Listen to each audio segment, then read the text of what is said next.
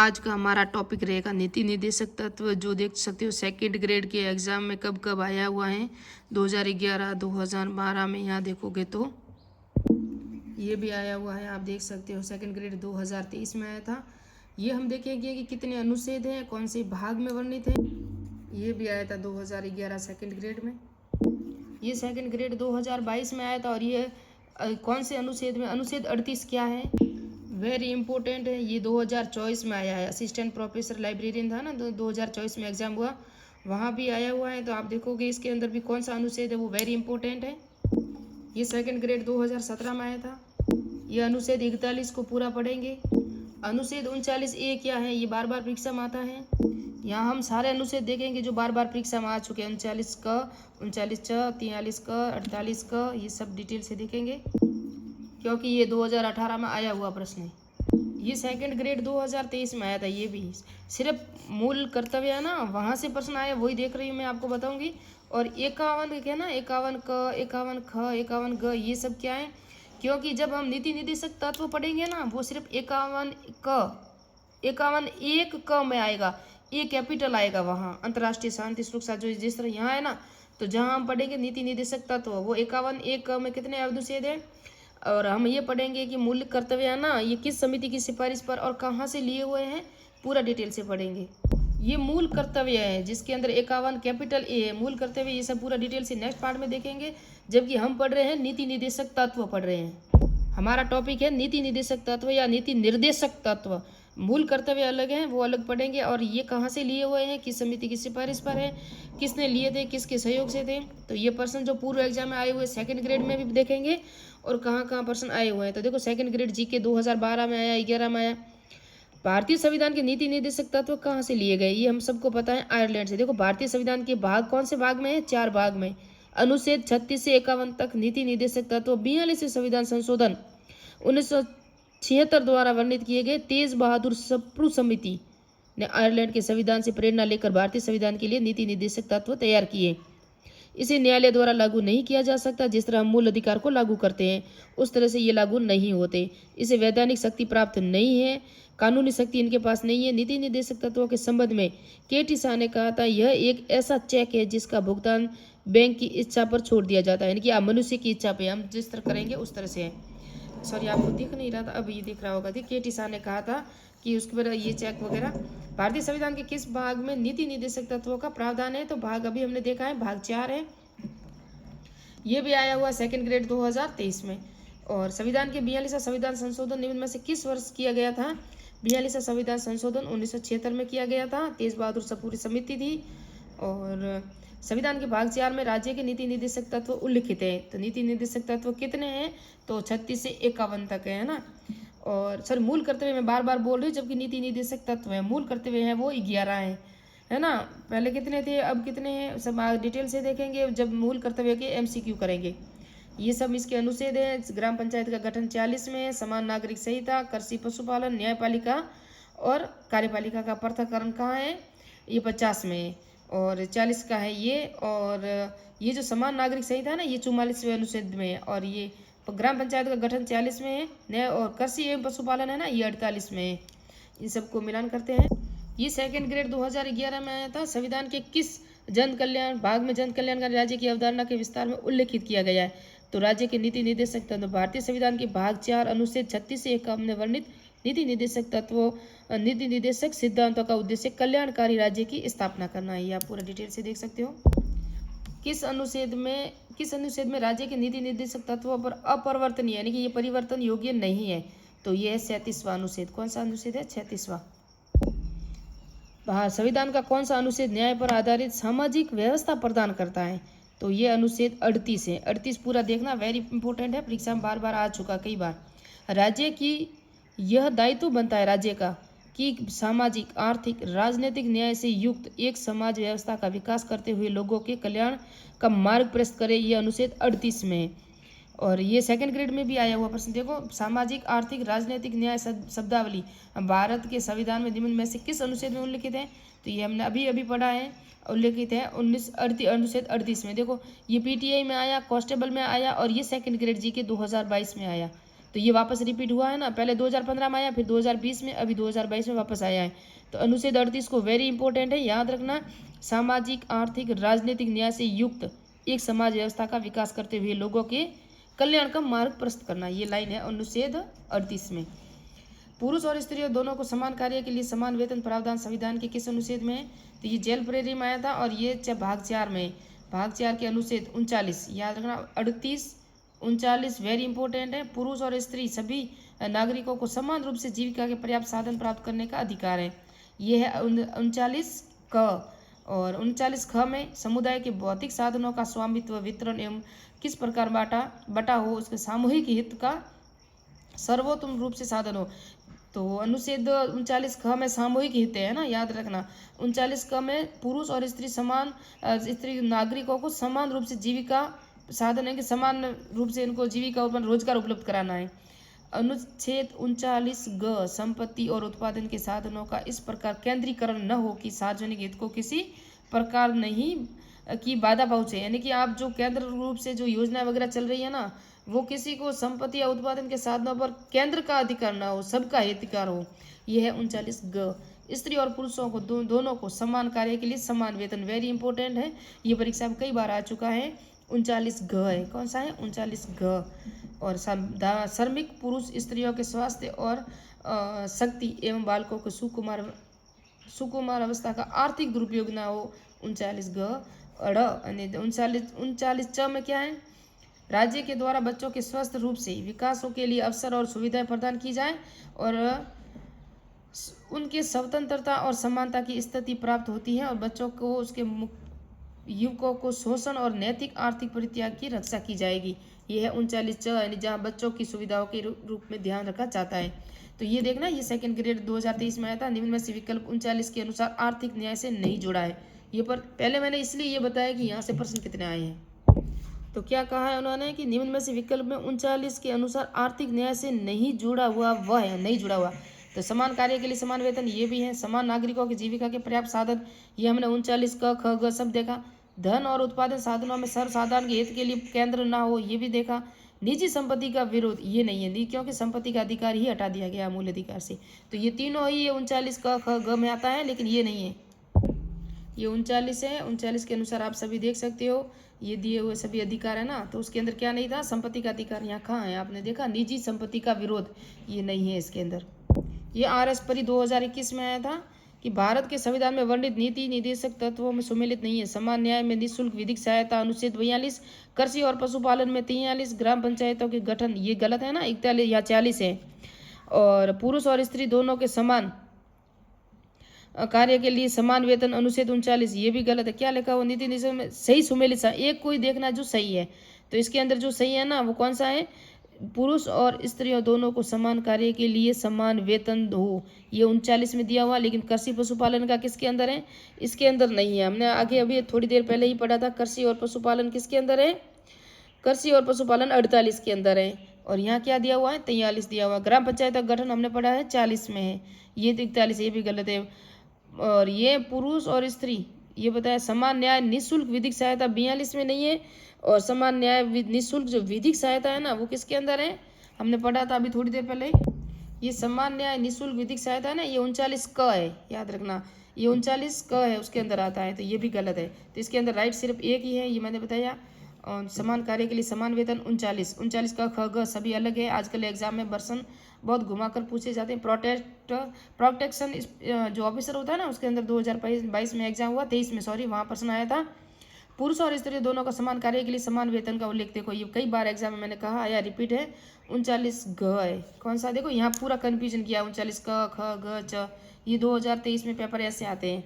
तो 39 ग में हमने पढ़ा था ना, स्त्री और पुरुष दोनों को समान कार्य के लिए समान वेतन, ये 39 ग है, स्त्री पुरुष दोनों को समान कार्य के लिए समान वेतन। यहाँ हम 39 के सारे अनुच्छेद पढ़ रहे हैं और उसी में से ये प्रश्न आए हैं। ये भी हमने पढ़ा 39 में, देखो ये आया था JLO 2023 में, कर्मकारों के स्वास्थ्य और शक्ति का दुरुपयोग न हो, ये भी 39 में है। ये व्याख्या मैंने पूरी बताई है आपको। सेकंड ग्रेड संस्कृत डिपार्टमेंट में आया था, ये 2023 में। निम्नलिखित में से भारत के संविधान में किस अनुच्छेद को प्रभावी बनाने हेतु विधिक सेवा प्राधिकरण अधिनियम, विधिक सेवा प्राधिकरण अधिनियम 39 का है, ये भी याद रखना, क्योंकि अभी हमने पढ़ा है 39 क में पुरुष और स्त्री सभी नागरिकों को समान रूप से जैविका उत्पादन के लिए।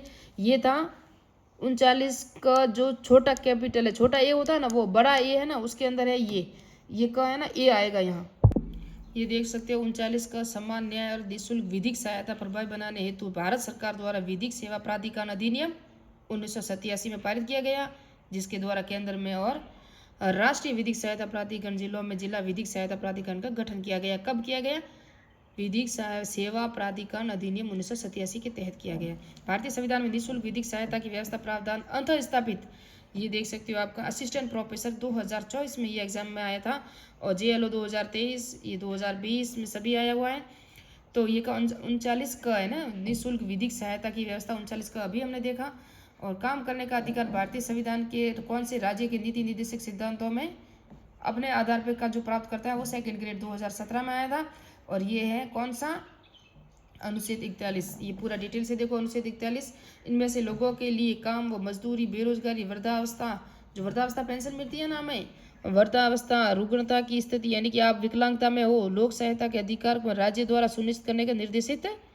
अगर आप विकलांगता है हो तो उसका सर्टिफिकेट मिलेगा, बेरोजगार हो तो रोजगारी नरेगा के रूप में मिल जाएगी, वृद्धावस्था हो तो वृद्धावस्था के रूप में आपको पेंशन दी जाएगी। ये सभी इन सभी का प्रावधान आपको कहाँ मिलेगा? अनुच्छेद 41 में। अनुच्छेद 41 किसके अंदर है? नीति निर्देशक तत्वों में, है ना। कहाँ से कहाँ तक है अभी मैंने आपको पूरा डिटेल से पढ़ाया है। भारत के संविधान के अनुच्छेद 41 में कुछ मामलों में लोक सहायता में निम्न में से किस शब्दावली का उल्लेख नहीं किया गया है? तो वहाँ जो उल्लेख नहीं किया गया है ना, वो चिकित्सा सहायता का नहीं किया गया है। चिकित्सा सहायता नहीं होगी, आपको सिर्फ वहाँ पैसे दिए जाएगी। ये सेकंड ग्रेड 2017 में आया था चिकित्सा सहायता। और आगे हम देखेंगे ये जो 41वां दिया चिकित्सा सहायता, यहाँ इसके अंदर कोई है कि आपको देख सकते हो, मजदूरी करोगे, बेरोजगारी है, अगर आपके पास रोजगार नहीं है तो बेरोजगारी भत्ता भी दिया जाता है। स्टूडेंट को BA का डिग्रीधारी है उसको बेरोजगारी भत्ते के रूप में 4,500 दिए जाते हैं। नरेगा के रूप में आपको रोजगार दिया जाता है। वृद्धावस्था में अगर आपको चलने फिरने की शक्ति नहीं है तो आपको पेंशन दिया जाता है, जो आर्थिक रूप से सहायता होती है, जो पैसे दिए जाते हैं, न कि दवाइयों के रूप में आपको चिकित्सा सहायता नहीं होती। चिकित्सा सहायता के लिए आपको आप पता है आज को चिरंजीवी योजना कार्ड वगैरह सब बने हुए हैं, उसके थ्रू दिए जाते हैं। निम्न में से किसका उल्लेख राज्य के नीति निश्चित तत्वों में नहीं हुआ? कर्मकारों के निर्वाह मजदूरी नागरिकों के लिए, ये भी आया सेकंड ग्रेड 2014 में आया था। वैज्ञानिक दृष्टिकोण का विकास नहीं है ना, ये सभी नहीं। बाकी निःशुल्क विधिक सहायता है, एक समान सिविल सहायता है, कर्मकारों के लिए निर्वाह मजदूरी का भी है, लेकिन वैज्ञानिक दृष्टिकोण का विकास नहीं है। ये पूरा आप देखोगे तो कर्मकारों के निर्वाह मजदूरी अनुच्छेद 43 में है, और नागरिकों के लिए एक समान सिविल सहायता 44 में है। तो इन दोनों अनुच्छेदों को भी याद रखना। कौन से अनुच्छेद में नागरिकों के लिए एक समान सिविल सहायता का उपलब्ध है? तो एक समान सहायता का अनुच्छेद 44, ये अभी हमने देख रहे हैं ना। ये प्रश्न आया कहाँ था? ये देखो कौन से एक समान सिविल सहायता अनुच्छेद 44 वाला प्रश्न कब आया था, किस में एग्जाम में आया था? तो एक समान सिविल सहायता देखो ये आया था EOR 2023 में आया, और CET है ना उसके अंदर 2023 में, दोनों में ये प्रश्न आया। तो ये देखो मैंने बताया दिया हुआ ना, अभी अभी आपने देखा है वहाँ अनुच्छेद 44 के अंदर है। कौन सा विकल्प सही नहीं है? सेकंड ग्रेड 2023 में सेकंड शिफ्ट में आया था। तो प्रबंध में श्रमिकों की भागीदारी अनुच्छेद 42 ए तो है भी नहीं, कोई अनुच्छेद भी नहीं है। 43 तो ए तो है लेकिन ये नहीं है। ग्राम पंचायत हमने पढ़ा 40 है। समान नागरिक सहायता अभी अभी पढ़ा हमने 44 में। देखो ये वापस इसी का प्रश्न ये बना दिया इन्होंने। और कार्यपालिका से न्यायपालिका का पृथक्करण अनुच्छेद 50 ये पढ़ा हुआ हमने। तो प्रबंध में श्रमिकों की भागीदारी अनुच्छेद 43 ए में नियत है। प्रबंध में श्रमिकों की भागीदारी है ना वो 43 ए में है, लेकिन 42 ए हमने कहीं नहीं पढ़ा है ना। 43 ए है ना वहाँ है, तो ये 43 ए है। और ये भी सेकंड ग्रेड संस्कृत विभाग में 2022 में आया था। नीति निर्देशक तत्वों में कौन सा भारत के संविधान मूलतः सम्मिलित नहीं है? तो कौन कौन सा सम्मिलित नहीं है? तो ये देखो उद्योगों के प्रबंध में कर्मकारों की सहभागिता, पुरुष और स्त्री को समान रूप से जीविका प्राप्त साधन है, ग्राम पंचायतों का संगठन है। उद्योगों के प्रबंध में कर्मकारों की प्रबंध में नहीं है।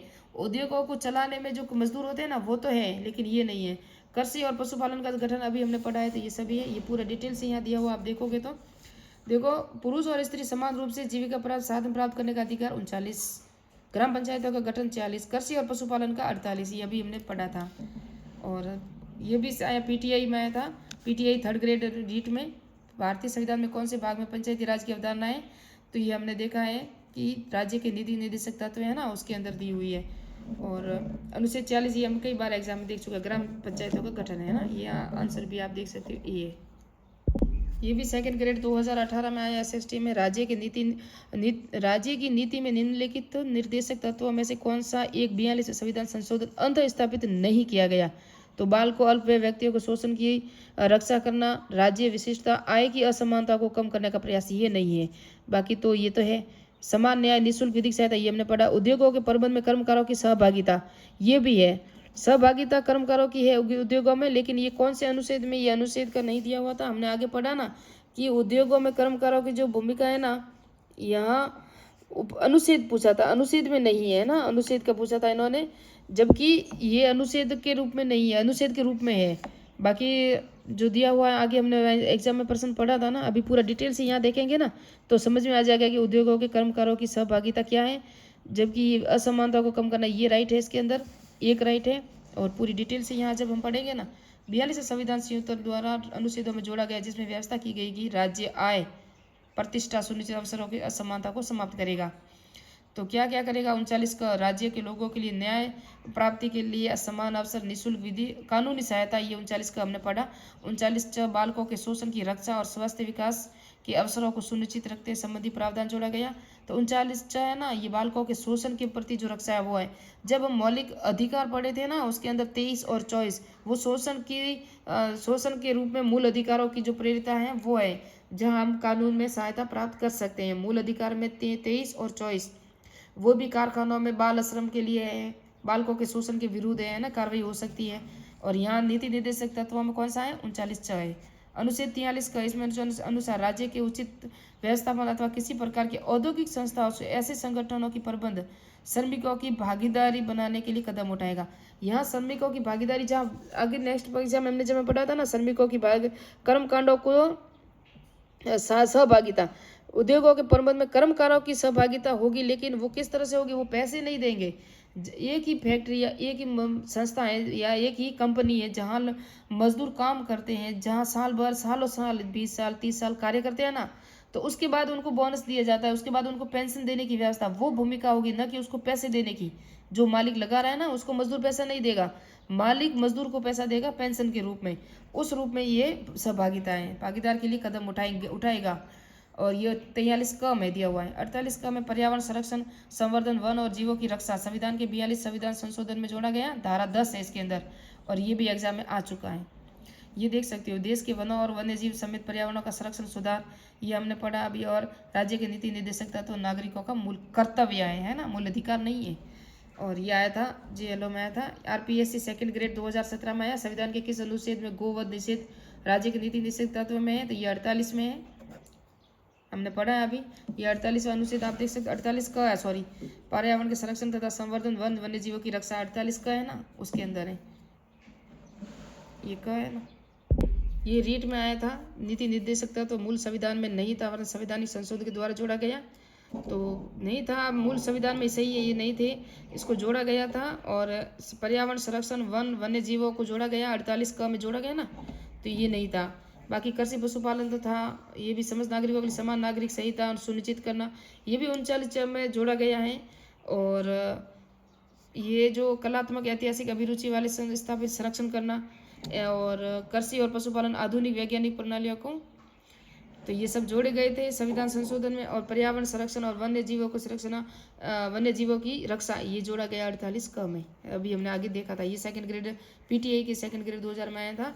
राज्य की नीति निर्देशक तत्वों के संबंध में सही कथन है। तो 48 के अनुसार राज्य लोक कल्याण की अभिवृद्धि और सामाजिक व्यवस्था बनाएगा।